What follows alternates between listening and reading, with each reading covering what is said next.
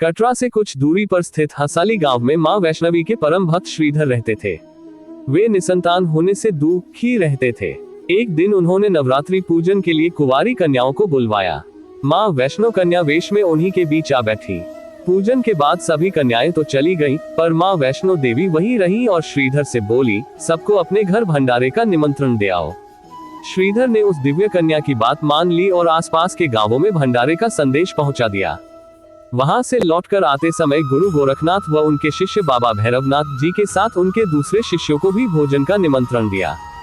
भोजन का निमंत्रण पाकर सभी गांववासी अचंभित थे कि वह कौन सी कन्या है जो इतने सारे लोगों को भोजन करवाना चाहती है। इसके बाद श्रीधर के घर में अनेक गांववासी आकर भोजन के लिए जमा हुए। तब कन्या रूपी मां वैष्णो देवी ने एक विचित्र पात्र से सभी को भोजन परोसना शुरू किया। भोजन परोसते हुए जब वह कन्या भैरवनाथ के पास गई, तब उसने कहा कि मैं तो खीर पूरी की जगह मांस खाऊंगा और मदिरापान करूंगा। तब कन्या रूपी मां ने उसे समझाया कि यह ब्राह्मण के यहाँ का भोजन है, इसमें मांसाहार नहीं किया जाता। किंतु भैरवनाथ ने जानबूझकर अपनी बात पर अड़ा रहा।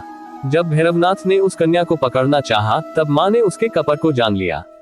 मां वायु रूप में बदलकर त्रिकुटा पर्वत की ओर उड़ चली। भैरवनाथ भी उनके पीछे गया।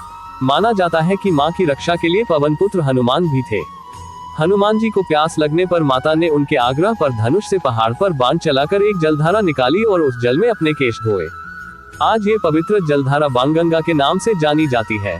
इसके पवित्र जल को पीने या इसमें स्नान करने से श्रद्धालुओं की सारी थकावट और तकलीफें दूर हो जाती हैं।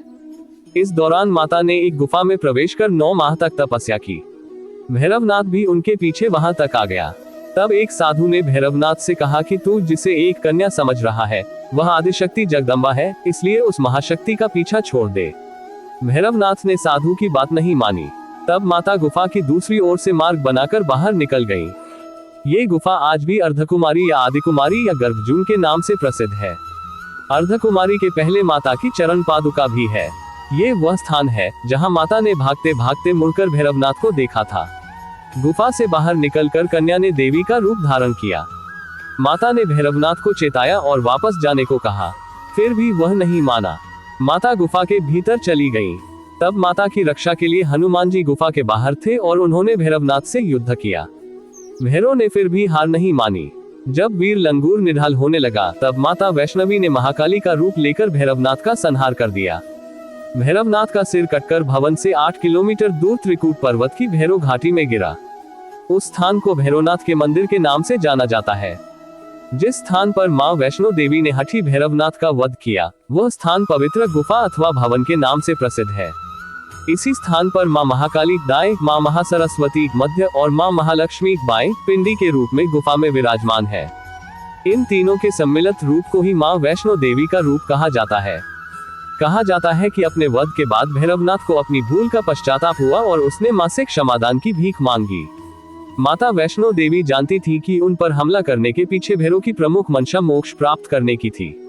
उन्होंने न केवल भैरव को पुनर्जन्म के चक्र से मुक्ति प्रदान की, बल्कि उसे वरदान देते हुए कहा कि मेरे दर्शन तब तक पूरे नहीं माने जाएंगे जब तक कोई भक्त मेरे बाद तुम्हारे दर्शन नहीं करेगा।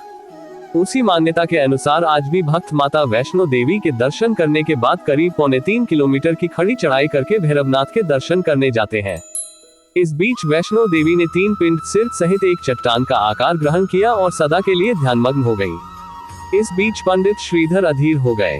वे त्रिकुटा पर्वत की ओर उसी रास्ते आगे बढ़े जो उन्होंने सपने में देखा था। अंततः वे गुफा के द्वार पर पहुंचे। उन्होंने कई विधियों से पिंडों की पूजा को अपनी दिनचर्या बना ली। देवी उनकी पूजा से प्रसन्न हुई। वे उनके सामने प्रकट हुई और उन्हें आशीर्वाद दिया। तब से श्रीधर और उनके वंशज देवी मां वैष्णो देवी की पूजा करते आ रहे हैं। आज भी 12 मास वैष्णो देवी के दरबार में भक्तों का तांता लगा रहता है। सच्चे मन से याद करने पर माता सबका बेड़ा पार लगाती है।